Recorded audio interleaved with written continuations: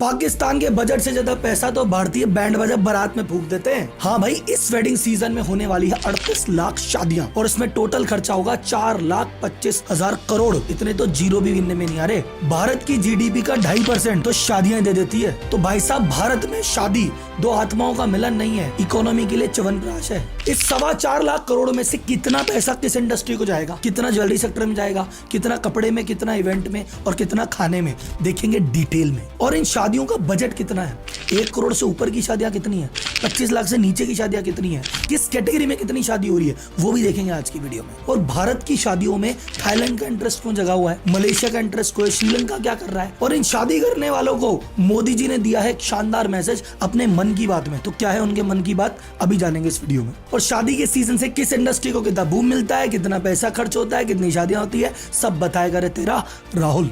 तो जनता जनार्दन की जय बोल के करते हैं वीडियो की शुरुआत।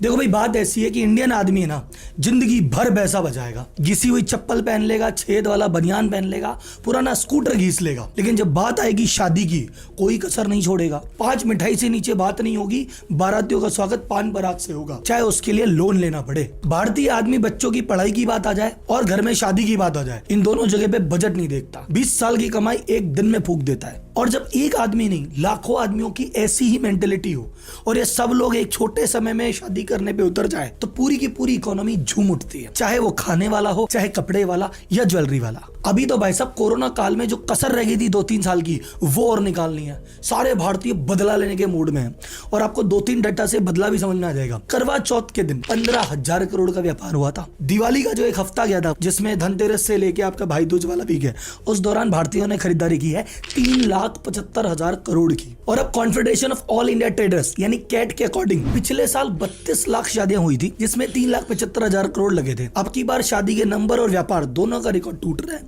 शादी की संख्या है 38 लाख और बजट लगने वाला है 4,25,000 करोड़। अब गरीब की शादी का बजट और अमीर की शादी का बजट होता तो अलग अलग है ना। तो देखते हैं किस बजट में भारत में कितनी शादियां हो रही है। 1 करोड़ से ऊपर बजट में होने वाली लग्जरी शादियां होगी 50,000। 50 लाख से 1 करोड़ की रेंज में जो होने वाली शादियां हैं वो भी 50,000 ही है। असली जो शादियां, जो बल्क शादियां हैं, वो है कम से कम 6 लाख शादियां ऐसी है जो 25 लाख के बजट में होने वाली है। 12 लाख शादियां ऐसी है जो 10 लाख के बजट में होने वाली है। और एकदम निम्न स्तर पे भी जो सबसे छोटी शादी भी होती है, ऐसी कम से कम 10 लाख शादियां हैं जो 6 लाख के बजट में भी होने वाली है। तो देखते हैं किस चीज पे शादी में कितना खर्चा होता है। और आप एक बार गेस करके कमेंट बॉक्स में मुझे बता दो, आपको क्या लगता है सबसे ज्यादा शादी का खर्चा किस कमोडिटी पे जाता होगा। तो मैं भी इस पूरे खर्चे को 2 पार्ट में बांटूंगा, गुड्स एंड सर्विस। चीजों पे कितना होता है, सर्विस पे कितना होता है, और फिर उसके अंदर अपन कैटेगरी वाइज जाएंगे। सबसे पहले बात करते हैं गुड्स की। गुड्स में सबसे मोटा खर्चा, नंबर 1 खर्चा है ज्वेलरी। इस टोटल अमाउंट का 15% लगभग आदमी ज्वेलरी पे खर्च करता है। तो सेकंड सबसे बड़ा खर्चा होता है कपड़े में 10%, जिसमें आपका टेक्सटाइल, साड़ी, लहंगा, दूल्हे के कपड़े, दुल्हन के कपड़े, दुल्हन की मम्मी के, पापा के, सबके कपड़े और बाकी जितनी भी चीज आप बोलेंगे वो उसमें आ जाती है। क्योंकि कोई भी एक क्लोज भी शादी होती है तो आप मानो दूल्हे की फैमिली के 50 लोग और दुल्हन की फैमिली के 50 लोग, ये 100 लोग तो नए कपड़े लेते हैं और हर फंक्शन के अलग कपड़े लेते हैं। उसके बाद आता है 5% खर्चा होता है इलेक्ट्रॉनिक आइटम में, यानी भैया दहेज में बाइक दे रहे हैं, कार दे रहा है, टीवी, फ्रिज, एसी दे रहा है, तो इस इंडस्ट्री को भी जबरदस्त बूम मिलता है शादी के दौरान। उसके बाद अगला खर्चा होता है 5% खाने पीने की चीजों में। जैसे जब शादी चल रही है, 5 दिन का फंक्शन है, दिन में 3 टाइम खाना हो रहा है, तो ये छोटी मोटी चीजें, बहुत सारी ड्राई फ्रूट लेने में, देने में, आने में, जाने में खूब खर्च होते हैं। तो इस इंडस्ट्री का भी बहुत ज्यादा बेनिफिट शादी के दौरान होता है। 4% आइटम आता है गिफ्ट आइटम, लेने देने में जो भी अलग अलग तरह के गिफ्ट है वो 4% में आते हैं और बाकी 6% मिसलेनियस आइटम है। तो ये 50% खर्चा होता है गुड्स पे। अब आती है सर्विस इंडस्ट्री। आपको लग रहा है चीजें बिकती है, नहीं भैया, सर्विस इंडस्ट्री को बहुत मजा आता है। आप मुझे बताइए, सर्विस इंडस्ट्री में पहला आपको क्या लगता है सबसे ज्यादा खर्चा कहाँ होता होगा? सबसे बड़ा खर्चा 12% खर्चा लग जाता है लगभग टेंट डेकोरेशन में। क्योंकि भाई साहब, चाहे सगाई का फंक्शन हो, शादी का फंक्शन हो, तीनों फंक्शन की अलग अलग डिजाइनिंग होती है, अलग अलग जगह होती है, रोशनी, दिखना, लगना, उस पर बहुत खर्चा होता है। इसके चक्कर में एम्प्लॉयमेंट बहुत ज्यादा जनरेट होता है। ऊपर मैंने जितने भी गुड्स बताए, वहां पे जितनी भी दुकानें बेचने वाले हैं वो तो व्यापारी, उनके ही वहां पे काम करने वाले, लोडिंग वाले, अनलोडिंग वाले, सेल्समैन, उस फैक्ट्री में उन चीजों को बनाने वाले, प्रोडक्शन में जो एडिशनल प्रेशर आता है, सब एडिशनल रूप में बहुत सारा रोजगार भी जनरेट होता होता है। उसके बाद सर्विस इंडस्ट्री में सेकंड सबसे बड़ा खर्चा होता है फूड का, कैटरिंग का। 70 तरह की मिठाई है, 25 स्टॉलें लगी हुई है, टैलेंट काउंटर अलग है, दाल बाटी का काउंटर अलग है, बंदा हाथ में लेके अलग से घूम रहा है, सूप भी पी रहे हो, दूध भी पी रहे हो, मतलब कुल मिला के 20-25 आइटम खा के एक एवरेज आदमी आता है। तो इसका खर्चा भाई साहब कहाँ जाता है? सर्विस इंडस्ट्री में जाता है। नेक्स्ट 5% जाता है वेन्यू पे, होटल, बैंक्वेट, फार्म हाउस, धर्मशाला, जो भी उस पे खर्चा होता है। नेक्स्ट 5% जाता है इन सभी तामझाम को मैनेज करने वाले इवेंट मैनेजमेंट में। यहाँ पे चाहे आपका महिला संगीत का फंक्शन कराना हो या व्हाटएवर द केस, जो पूरी उसका मैनेज करना, बारात का अरेंजमेंट, इन सभी चीजों में 5% और खर्चा हो जाता है। 4% खर्चा होता है फ्लावर डेकोरेशन में। चाहे आपको वेन्यू सजाना हो, चाहे आपको घर सजाना हो, या एंट्री पूरी लंबी चौड़ी देनी हो, या दूल्हा दुल्हन की वरमालाएं हो, हर जगह भाई साहब फ्लावर, वो भी ऑथेंटिक फ्लावर, ये बहुत ज्यादा खर्चा है। तो 4% शादी में ये भी जाता है। और फूल वालों की भी चांदी हो जाती है।